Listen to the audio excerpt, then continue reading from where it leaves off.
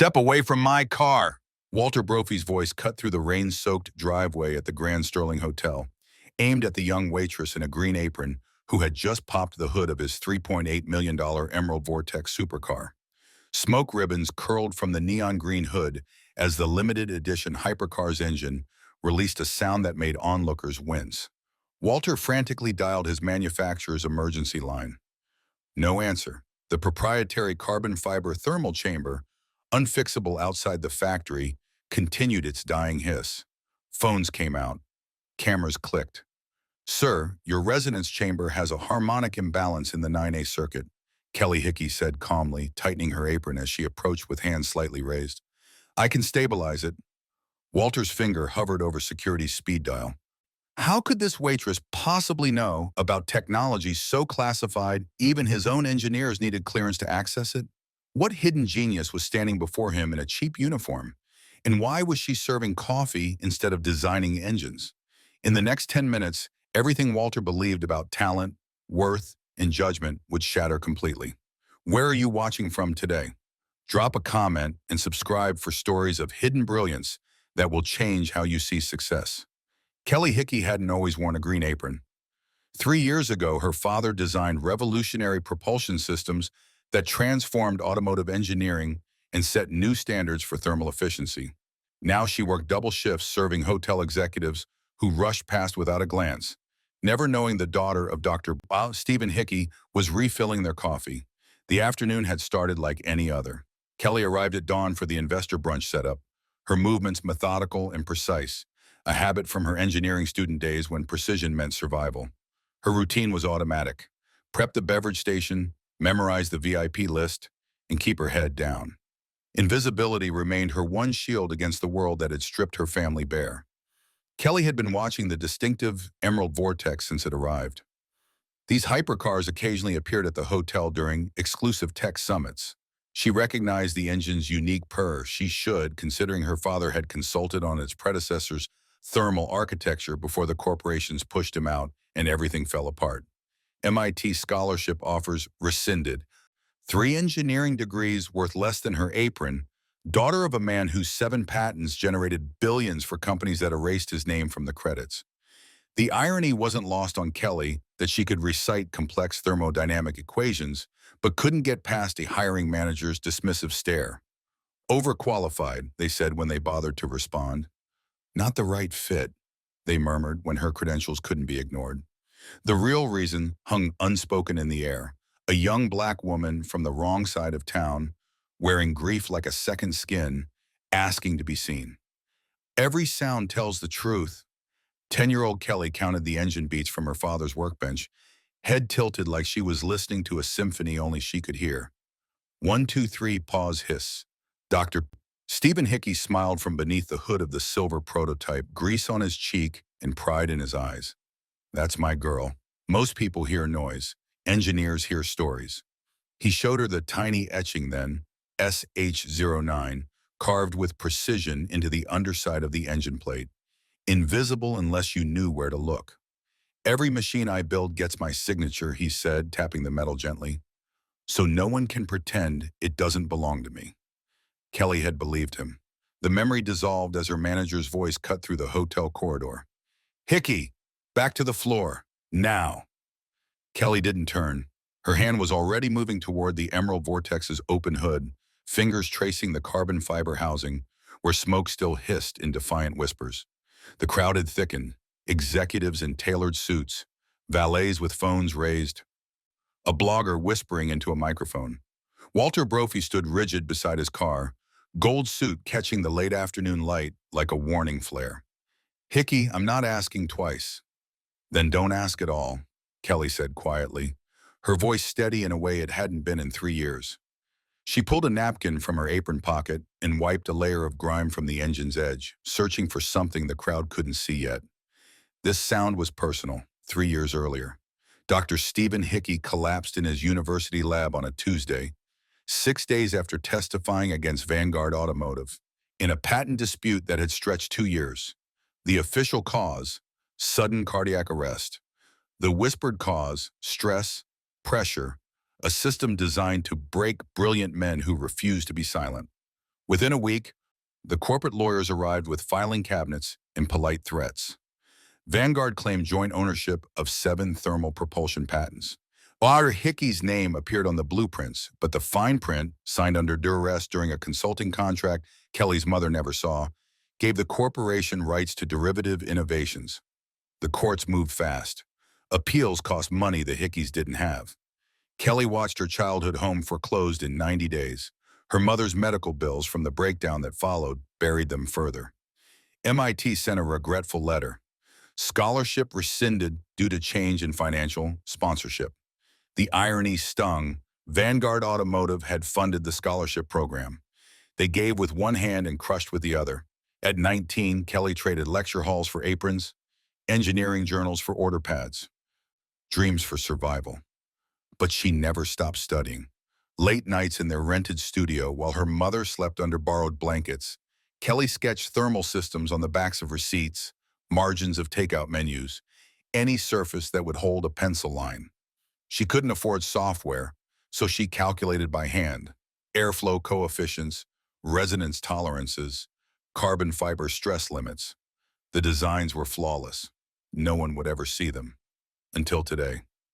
"Miss, you need to step back." A security guard moved toward her, hand hovering near his radio. Walter raised a palm, stopping him. "Wait." His eyes narrowed on Kelly, suspicion wrestling with something else. Curiosity, maybe, or the faint tremor of doubt. "How do you know what's in that engine?" Kelly didn't look up. Her fingers found the seam where the secondary coolant loop met the resonance chamber, exactly where her father's note said the prototype flaw would manifest under sustained high-speed stress. She pressed gently, feeling for the microfracture that would confirm what her ears already knew. "Because I watched it being designed," she said, her voice carrying just enough to silence the murmurs. "And because the man who built the foundation for this system taught me to listen before I looked." The crowd leaned in, phones angled closer. Kelly's thumb brushed across a small, recessed corner of the engine plate, a place no one cleaned, no one inspected, because no one thought to look. She wiped away a decade of grime, oil, and neglect. And there it was, SH09, micro-etched into the metal with surgical precision, invisible to anyone who hadn't spent childhood afternoons learning where her father hid his signature. The letters shimmered faintly under the hotel's halogen lights, a ghost made solid. Kelly's breath caught. Her hand trembled for just a second before she steadied it. Walter stepped closer, his polished shoes clicking against the wet pavement. "What is that?" Kelly turned, meeting his gaze for the first time. Not with deference, not with apology, but with the quiet certainty of someone who'd just found proof that her father's brilliance hadn't been erased after all. "That," she said softly, "is my inheritance." The crowd pressed in, craning to see. Walter's jaw tightened, his face cycling through disbelief, recognition, and something dangerously close to understanding. Because if that etching was real, if this waitress was telling the truth, then everything he thought he knew about the machine he drove and the people he'd dismissed was about to shatter. Walter Brophy had learned long ago that control was an illusion, but he'd spent 40 years perfecting it anyway. The divorce papers sat signed in his lawyer's office, his wife's final words still echoing, "You love things more than people, Walter." His son hadn't returned a text in 6 weeks. Investors circled his tech portfolio like vultures sensing weakness, and 3 separate lawsuits threatened to drain millions before Christmas. The Emerald Vortex wasn't just a car. It was the last symbol he could still wrap his hands around. The one thing that obeyed physics instead of emotions. The one possession that proved he hadn't lost everything. And now it was dying in a hotel driveway while a waitress claimed she could fix it. Walter's jaw clenched. He could feel the crowd's eyes on him. Executives from the brunch, hotel staff leaning out of doorways, a tech blogger he recognized whispering into her phone. Brophy meltdown. Live outside the Sterling. The gold suit suddenly felt like a spotlight he couldn't escape. "Step back from the car," Walter said again, but his voice lacked the earlier venom. Kelly Hickey hadn't moved. Her hand rested calmly on the engine housing, her green apron dusted with carbon residue, her expression unreadable. "You don't even know what you're looking at," Walter added, sharper now, because mocking the uniform was easier than confronting the argument. This isn't some Toyota you jumpstart with cables. It's a proprietary carbon fiber thermal resonance chamber with a 9A harmonic stabilizer, Kelly interrupted, not looking up, coupled to a quantum thrust cooling loop that operates at negative pressure differentials to prevent microfractures under sustained torque loads exceeding 8,200 RPM. The crowd went silent. Walter blinked. Those weren't public specs. Hell, those weren't specs his own engineers used in casual conversation. The manufacturer's manual didn't even include half those tolerances. They were embedded in classified R&D documents that required board-level clearance. Your coolant harmonics are off by 0.03 hertz, Kelly continued, her fingers tracing a path along the engine's undercarriage. It's subtle. Most diagnostics wouldn't catch it because the sensors read within tolerance. But sustained vibration at that frequency creates micro-stress fractures in the chamber wall. Eventually, the resonance amplifies, the thermal seal degrades, and you get exactly what you're seeing now: smoke, failed thrust stabilization, and a car that thinks it's about to explode. Walter stared at her, disbelief warred with something he hadn't felt in years, curiosity tinged with awe. She wasn't guessing. She was reading the engine like a language only she spoke. A security guard stepped forward, hand on his radio. "Mr. Brophy, do we remove her, sir?" Walter hesitated. Every instinct screamed yes, restore order, protect the image, shut down the spectacle before it became tomorrow's headline. But his engineer's mind, the part of him that had built companies on recognizing talent others missed, whispered something else. What if she's right? "Sir," the guard pressed. Walter raised a hand, wavering. "Wait, just wait." The blogger's phone angled closer. Guests exchanged glances. Walter caught fragments of murmured speculation. Who is she? How does she know? Is Brophy really letting a hotel worker? Kelly straightened, wiping her hands on her apron. "I need to show you something," she said quietly, her voice cutting through the noise with surgical precision. She leaned back over the hood, her fingers moving to a recessed corner of the engine plate, a spot most mechanics would never touch because it wasn't part of any standard inspection protocol. With deliberate care, she used her napkin to wipe away a layer of grime, oil, and time. "Here," she said, stepping aside just enough for Walter to see. He moved closer, his polished shoes scuffing against the wet pavement, his breath catching as he bent to look. There, etched into the metal with precision, so fine it was almost invisible, were three characters: SH09. Walter froze. His mind raced, pulling fragments from memory, manufacturer meetings, origin stories he'd half listened to during investor pitches, the legend of the original prototype that had birthed the Emerald Vortex line. Proprietor Stephen Hickey, the thermal propulsion genius who died under suspicious circumstances years ago, whose patents had been absorbed by Vanguard Automotive in a legal tangle no one wanted to revisit. Walter's gaze snapped to Kelly, whose expression remained calm, but whose eyes held the weight of something far heavier than grease and engine smoke. "Stephen Hickey," Walter whispered, the name tasting like ash. "That was my father," Kelly said softly. The crowd surged forward, phones rising, voices overlapping. Did she say Hickey? Wait, Stephen Hickey, the guy who built... Is she seriously his daughter? Walter's breath came shallow. His hands trembled, not from anger but from the sudden, crushing realization that he'd been yelling at the daughter of the man whose brilliance had built the foundation of the machine he worshipped. The gold suit felt heavier now, not like armor, like a cage. Kelly tilted her head, her voice still steady, still impossibly calm. "So, do you want me to fix it, Mr. Brophy? Or do you want to keep pretending you know better?" Walter opened his mouth, closed it. The world narrowed to the tiny etching glinting under the afternoon light, to the woman in the green apron who just shattered every assumption he'd walked out of the hotel with. For the first time in years, Walter Brophy had absolutely no idea what to say. Kelly's voice trembled for the first time since stepping forward. "My dad built this heart." The crowd had gone silent, the kind of silence that felt alive, electric with disbelief and dawning realization.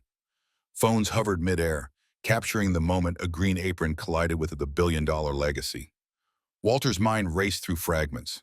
Board meetings, patent acquisitions, the murky legal battles Vanguard Automotive had buried in footnotes.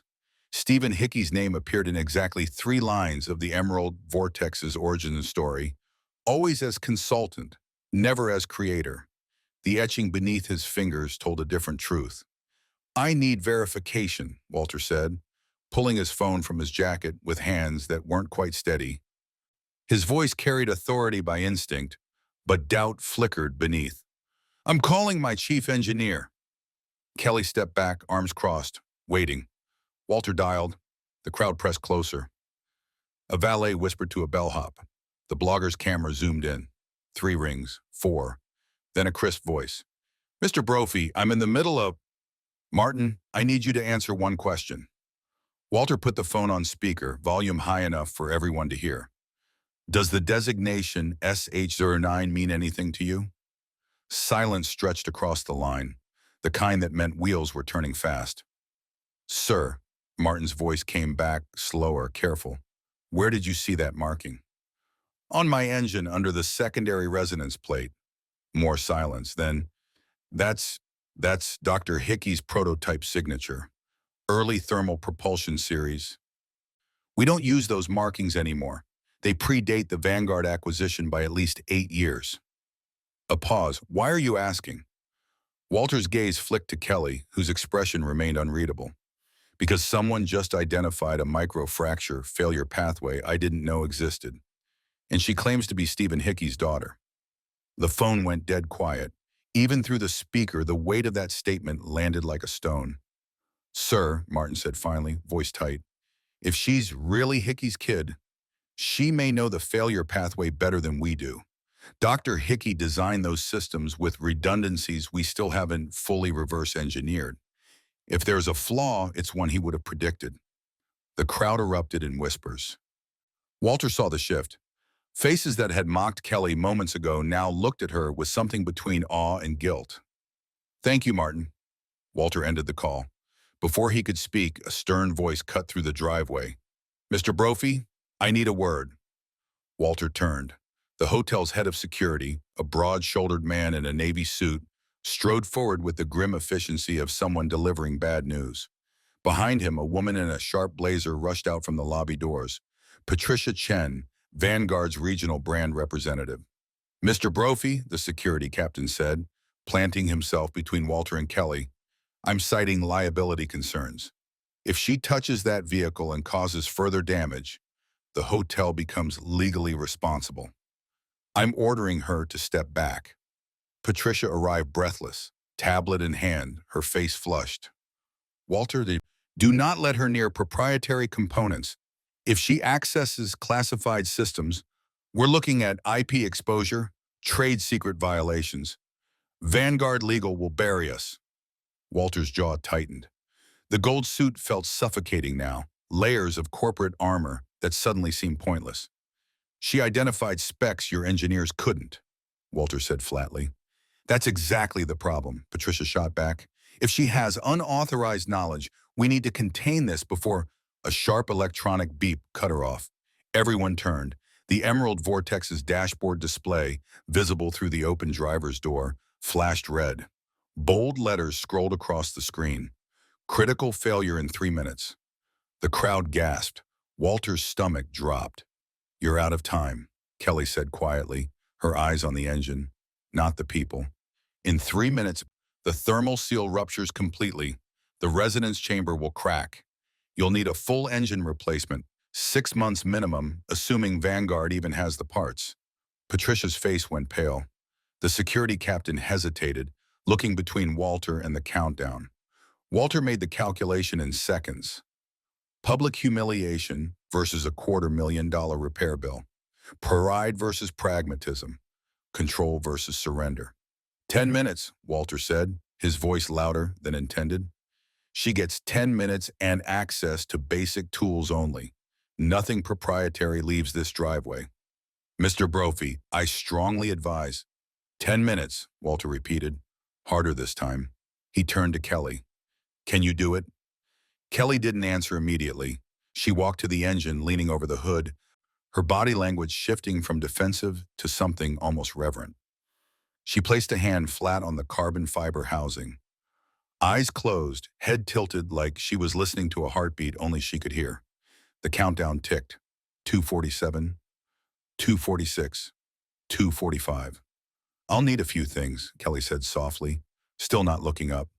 A wrench, a flathead screwdriver, some cloth. A valet sprinted toward the service garage. And, Kelly added, her voice so calm it was almost unnerving, someone get me a butter knife.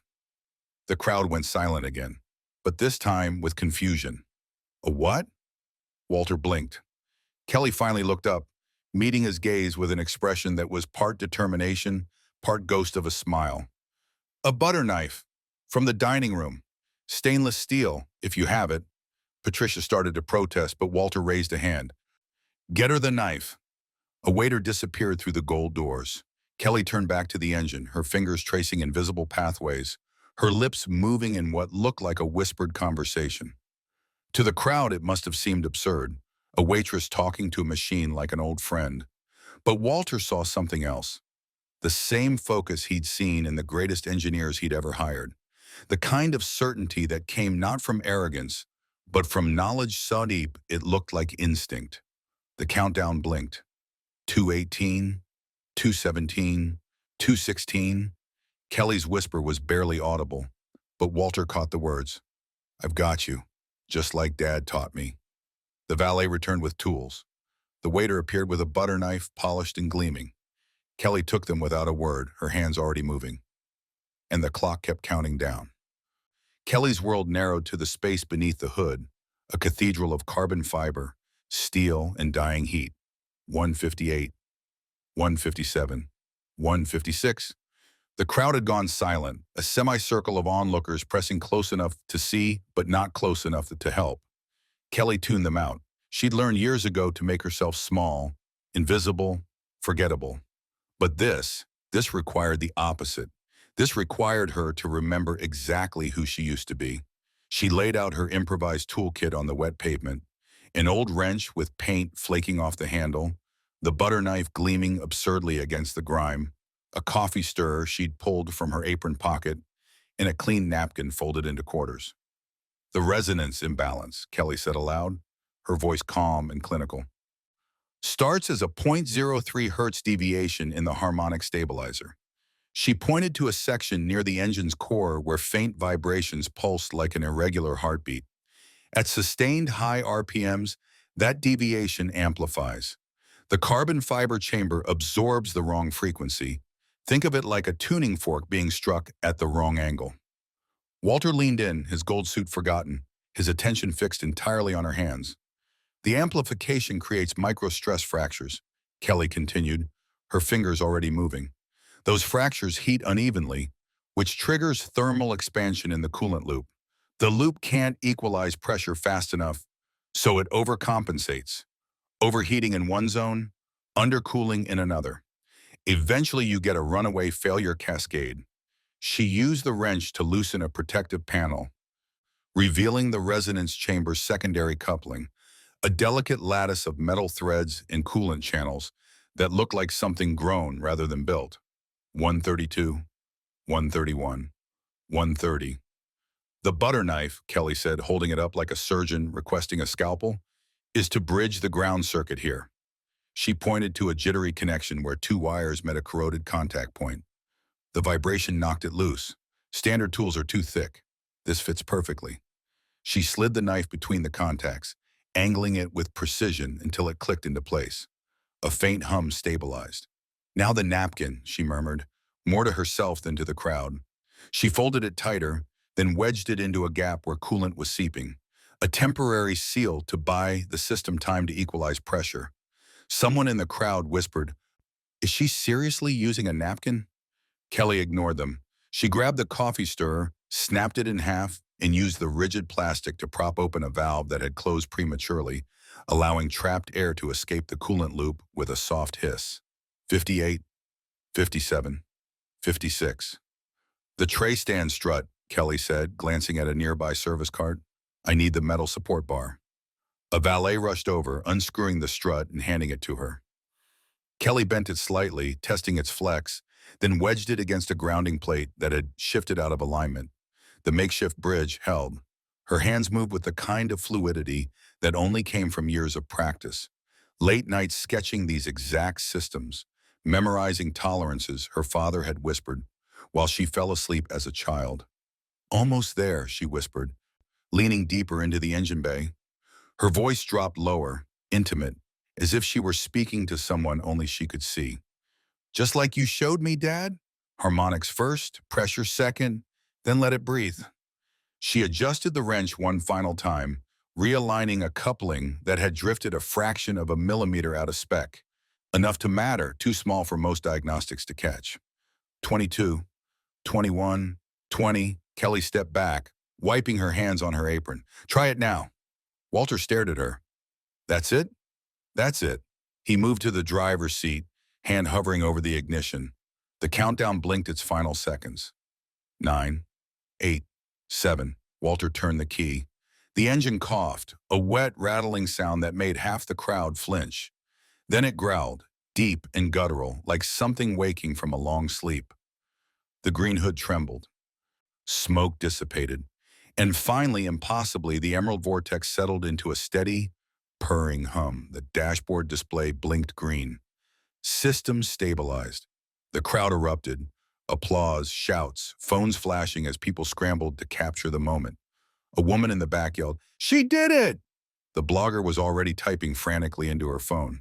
But Kelly didn't acknowledge any of it. She wiped her hands one last time, folded the napkin carefully, and set the wrench back on the ground. Then she leaned close to Walter, her voice low enough that only he could hear. "It was never broken," she said softly. "You just stopped believing things could be fixed." Walter's breath caught. The words landed somewhere deeper than logic, cutting through years of carefully constructed armor. His anger, the defensiveness, the mocking, the need to control, thawed in an instant, replaced by something raw and unfamiliar.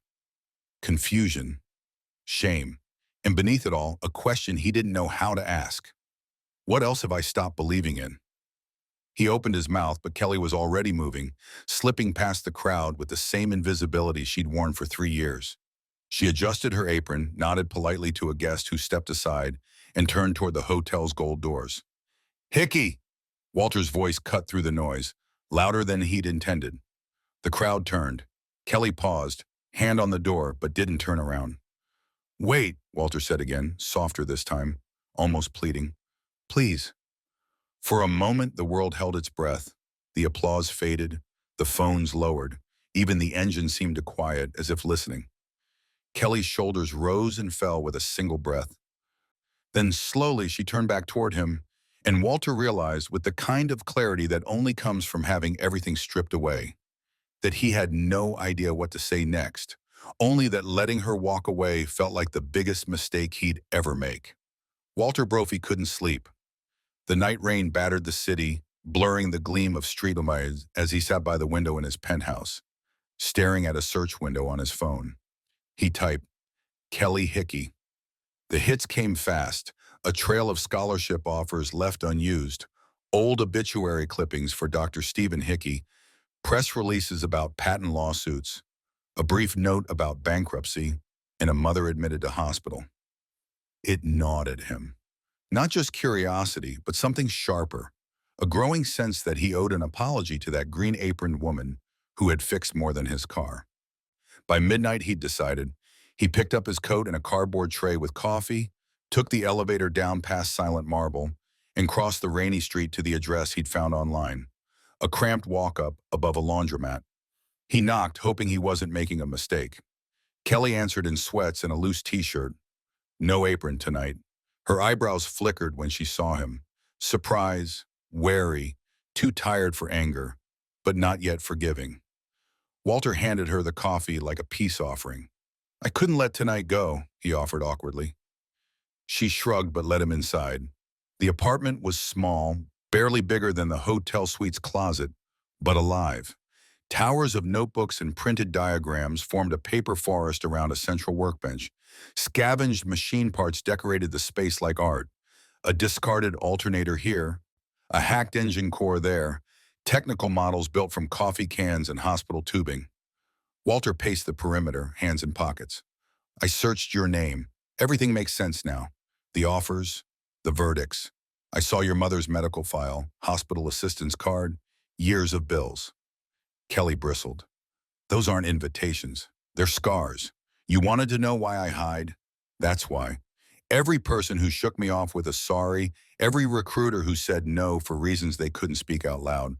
Those stories aren't just mine. They belong to every engineer whose name wasn't welcome in the credits. Walter's gratitude tangled with guilt. You fixed what my entire R&D team missed. You made me more ashamed of my gold suit than any angry tweet ever could. Kelly gestured to her diagrams. Coolant loops, harmonic balances, fixes for flaws she'd reverse engineered from news images and trade journals. None of this matters if the name on the patent isn't mine. My dad did the work. Vanguard paid for lawyers. I used to dream about being recognized, Walter. Now I dream about not worrying if rent money goes to meds or groceries. Rain streaked the window. Outside, laundromat workers unlocked bins for night shift cleaning. Walter broke the silence. Consult for my lab, he said. 1 week, carte blanche. I'll make the offer official tomorrow. I need someone who can see what everyone else overlooks. Kelly regarded him evenly. My father's name gets fixed before any engine does. I want his signature back on every part, every blueprint, before I make yours run any smoother. That's not negotiable. He nodded, the words landing heavier than he'd expected. He pulled out his phone and typed out a message to his legal team, fingers shaking despite himself. Find everything. As the rain fell and the city spun outside, a fragile partnership took root, not in contracts, but in truth spoken in a tiny room filled with the hum of invention and the weight of lost legacies. The Brophy Dynamics Innovation Lab was all glass and steel, a temple of precision where morning light refracted through floor-to-ceiling windows, casting geometric shadows across polished workstations. Kelly stood at the entrance in borrowed slacks and a button-down shirt Walter's assistant had provided, her green apron left behind but her posture still cautious, still braced for dismissal. Walter led her through security clearance and biometric scans, past engineers in white coats who glanced up with curiosity tinged with skepticism. She caught fragments of whispered conversation. The waitress from yesterday? Brophy's actually letting her in? This should be interesting. The proving ground was a conference room anchored by a massive display screen and a titanium prototype engine suspended in a transparent case, sleek, impossibly complex, humming faintly with contained energy. 5 senior engineers stood around the table, arms crossed, expressions ranging from polite interest to thinly veiled disdain. Dr. Marcus Chen, Brophy's lead thermal systems architect, stepped forward with the confidence of someone used to being the smartest person in the room. Ms. Hickey, he said, extending a hand she shook firmly, we've been working on this quantum cooling prototype for 18 months. Revolutionary heat exchange using boson fermion phase transitions to eliminate traditional thermal reservoirs. He gestured to the display, where diagrams bloomed with mathematical complexity. We're stuck at 42% efficiency. The energy loss is somewhere in the measurement apparatus, but we can't isolate it. Kelly approached the prototype, tilting her head in that familiar listening posture. She didn't touch it yet, just observed, her eyes tracing coolant paths, magnetic trap configurations, the delicate optical framework designed to switch quantum states. May I? She asked, nodding toward a whiteboard. Ah Chen handed her a marker with the air of someone indulging a child. Kelly drew for 7 minutes in silence. Her hand moved with surgical precision, first mapping the existing system, then circling 3 specific junctions where the design diverged from optimal configuration. The engineers leaned closer, murmurs dying as her diagrams revealed flaws they'd missed. Here, Kelly said, tapping the first circle. Your fermionization step assumes perfect magnetic field uniformity, but you're losing 0.84% efficiency to edge effects in the trap boundary. The lithium-6 atoms at the periphery aren't pairing cleanly into bosonic molecules. They're creating thermal noise that cascades through the compression stroke. Dr. Chen's eyes widened. How did you? Kelly moved to the second circle. Your measurement basis is optimized for energy extraction, but it's not accounting for entanglement decay during the expansion phase. You need to adjust your optical framework to preserve quantum correlations longer, maybe 30 milliseconds more. That alone buys you 8% efficiency. Silence. One engineer opened his mouth, closed it, then pulled out his tablet to check calculations. And here, Kelly continued, pointing to the third flaw, your bosonization reset step is bleeding energy because you're using a linear coolant pathway. Switch to a spiral configuration. It increases surface contact time and reduces entropy generation during the state transition. That's another 12 to 15% right there. She stepped back, capping the marker. 30% efficiency gain, possibly more if you optimize the trap geometry. The room held its breath. Then Dr. Chen broke the silence, his voice careful, almost reverent. That spiral coolant pathway, that's a Hickey configuration. Your father pioneered that in aerospace thermal systems 20 years ago. Kelly met his gaze. I know. He taught me on a Saturday morning when I was 12. The room shifted. Not dramatically, no applause, no gasps, but the quality of attention changed. Engineers who'd been skeptical now looked at her with something closer to hunger. Questions erupted. Can you model the edge effect correction? What if we increase magnetic field strength instead? Have you worked with a quantum entanglement preservation before? Walter stepped forward, raising a hand to quiet the room. Gentlemen, meet Kelly Hickey, not the waitress, not the woman from the driveway. She is the daughter of Dr. Stephen Hickey, the engineer whose thermal propulsion principles built the foundation we've all stood on for 2 decades. The respect was immediate, tangible. Dr. Chen extended his hand again, this time without condescension. Ms. Hickey, I studied your father's papers in graduate school. It would be an honor to work with you. Kelly shook it, her throat tight with emotion she wouldn't let show. Walter's office was quieter, removed from the lab's hum. He gestured to a leather chair across from his desk, where a neat stack of folders waited, legal documents marked confidential in red ink. My counsel worked through the night, Walter said, sliding the first folder toward her. Patent misappropriation cases, royalty diversions, credit erasures. 7 patents that should have listed Dr. Stephen Hickey as primary inventor. Not consultant, not contributor. Primary. Kelly's hands trembled as she opened the folder. Pages of legal briefs, technical schematics, with her father's handwriting in the margins. Financial trails showing millions in royalties routed to Vanguard Automotive while her family fought foreclosure. We found everything, Walter continued softly. The contracts signed under duress, the NDAs weaponized to silence him, the board votes that buried his name in footnotes. It's indefensible. He pulled out a pen and signed 3 directives with swift, decisive strokes. Directive 1. All patents restored to Stephen Hickey's name as primary inventor, with full retroactive credit. Directive 2.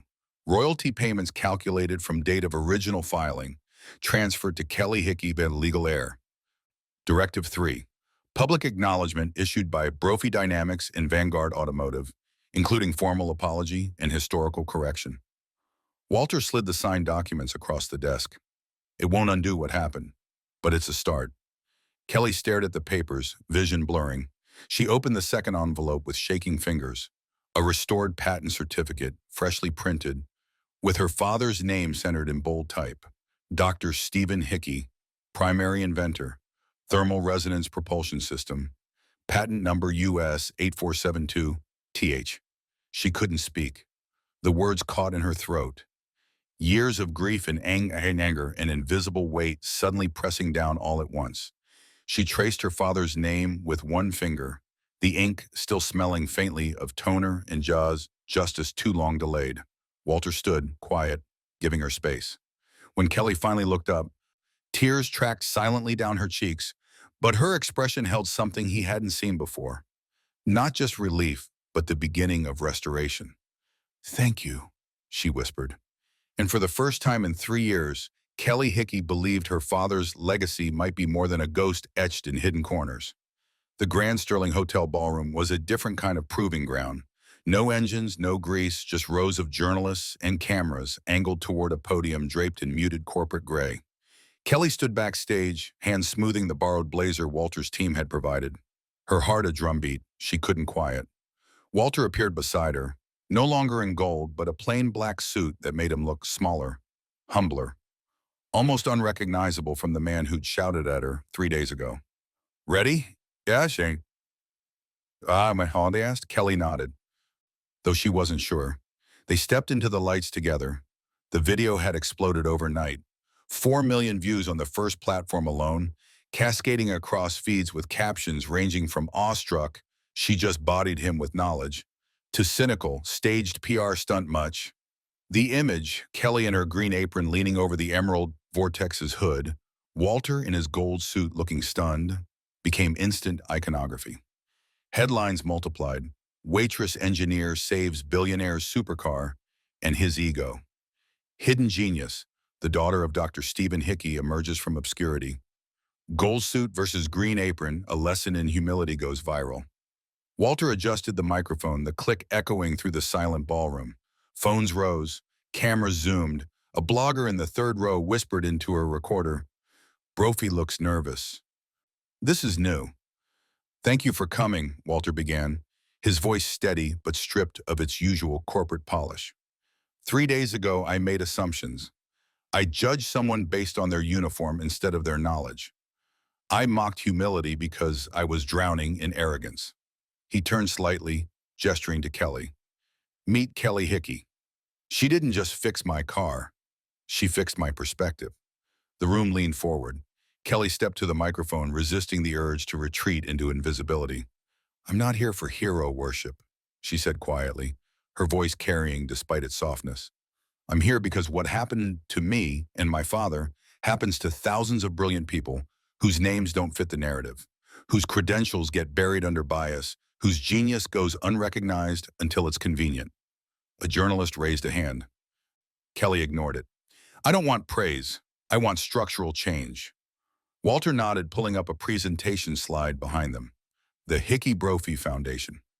"We're launching a foundation," Walter announced, "dedicated to supporting overlooked innovators, scholarships for students who can't afford the gatekeepers, maker labs for communities that deserve tools, and legal aid for inventors whose patents get stolen by corporations with deeper pockets." Kelly added, her voice firmer now. "My father's name was erased.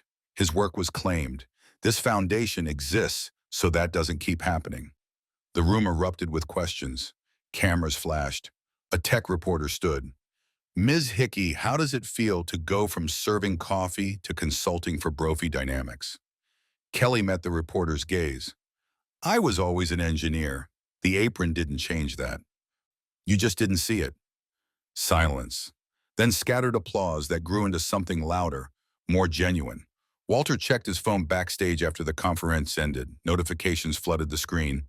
News alerts, investor calls, PR team updates. But one message stopped him cold. His son. 3 words in a link. "Saw the clip. Proud of you, Dad." Walter stared at the screen, throat tight. He typed back with trembling fingers. "Thanks, I'm trying." The typing dots appeared immediately, then, "Keep going." For the first time in months, Walter felt something crack open in his chest. Not breaking, but thawing. Hickey Brophy Foundation inbox is live. The applications flooded in within hours. Hundreds, then thousands. Students sketching inventions on napkins. Single parents designing renewable energy systems in basement workshops. A formerly incarcerated engineer who'd taught himself thermodynamics through library books.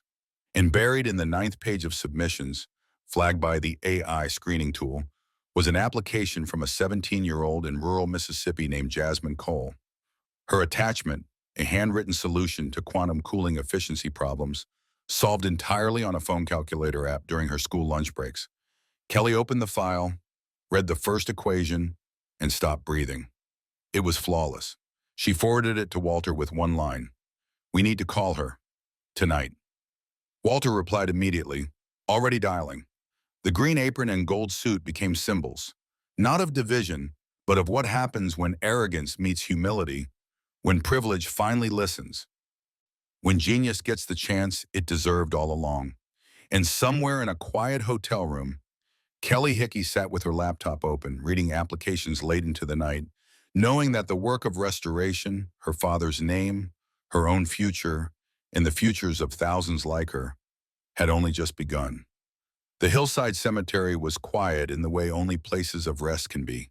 Birds calling softly, wind threading through oak trees, the city distant enough to feel like memory rather than reality. Kelly stood before a simple granite headstone, her hands folded, her breath visible in the cool morning air. Dr. Stephen Hickey, 1968 to 2022, engineer, father, visionary. We put your name back where it belongs, Kelly said softly, kneeling to place fresh flowers against the stone. Every patent, every blueprint, every system they tried to erase, it's all restored now. They can't pretend you didn't exist anymore. Walter stood 20 feet back, hands in his pockets, giving her space but unwilling to leave. He'd insisted on driving her here, the Emerald Vortex purring softly in the parking lot below, its engine finally stable, its legacy finally honest. Kelly traced her father's name with one finger, tears threatening but held back by sheer will. I did what you taught me, Dad. I listened. I fixed what was broken, and I didn't let them make me invisible. She stood, wiping her eyes quickly, and turned to find Walter approaching with careful steps. He would be proud, Walter said quietly. Kelly nodded, unable to speak. They walked back down the hill together in silence, the kind that felt like understanding rather than discomfort. The new foundation lab was all glass walls and natural light, a deliberate contrast to the sterile corporate spaces Kelly had been shut out of for years. Tools lined the workbenches, oscilloscopes, 3D printers, soldering stations, everything an overlooked genius might need to prove the world wrong. Walter and Kelly stood in the center of the empty space, blueprints spread across a table between them. Equity, Walter said, sliding a document across the table. 30% stake in Brophy Dynamics Propulsion Research Division. Co-lead with full veto power on project direction. Kelly read the contract carefully, her engineering mind catching every clause, every loophole. In the charter, Walter tapped a highlighted section. First principles, first people. Every project we undertake requires documented outreach to underrepresented communities, scholarship partnerships, maker lab collaborations, patent protection for small inventors. It's baked into the operating agreement. Kelly looked up, meeting his gaze. I want one more clause. Name it. Access for the overlooked isn't just policy. It's measurable. Annual audits, public reporting. If we're not actively changing who gets to build the future, we shut down and donate the resources to organizations that will. Walter smiled, not the polished boardroom smile, but something genuine. Done. He signed, Kelly signed. Partnership, not patronage. The payoffs came quickly, stacking like dominoes falling in reverse, building something instead of tearing it down. Jasmine Cole, the 17-year-old from Mississippi with quantum cooling solutions sketched on phone apps, arrived as the Foundation's first fellow. Kelly met her at the airport, saw herself in the girl's nervous excitement, and handed her a lab coat with her name already embroidered on the pocket. You're going to change everything, Kelly said. Jasmine smiled, tears in her eyes. You already did. The Foundation Lab's main wall became a monument, restored patent attributions printed and framed, Dr. Stephen Hickey's name centered among dozens of engineers whose contributions had been buried or stolen. Walter commissioned a brass plaque beneath. We build on the shoulders of those whose names were erased. Never again. Kelly stood before it during the official opening, cameras flashing, but her attention focused entirely on her father's name. Finally honored, finally visible. Outside, the Emerald Vortex waited in the twilight, its neon green paint glowing softly under the streetlights. Walter and Kelly walked to it together, the day's formalities finally behind them. Kelly knelt by the open hood, running her hand along the carbon fiber housing where her improvised repairs had become permanent fixes. Beneath the resonance chamber, a new addition gleamed, a small brass plate engraved with precision. Hickey Engineering, legacy certified. She pressed her palm flat against the humming chassis, feeling the steady rhythm of an engine that had been saved not by money or status, but by knowledge passed from father to daughter in a childhood garage. It's not broken, Kelly whispered, echoing the words she'd said to Walter days ago. It never was. Walter stood beside her, no longer the man in the gold suit, but someone quieter, humbler, finally learning what money never taught him. He looked at the engine, then at Kelly, then at the foundation lab glowing behind them, full of tools and hope and second chances. No, he agreed softly. It was just waiting for someone who remembered how to listen. Kelly closed the hood gently, the way her father had taught her, with respect for the machine and gratitude for the knowledge. The Emerald Vortex purred its approval, a sound that now meant something more than wealth or speed.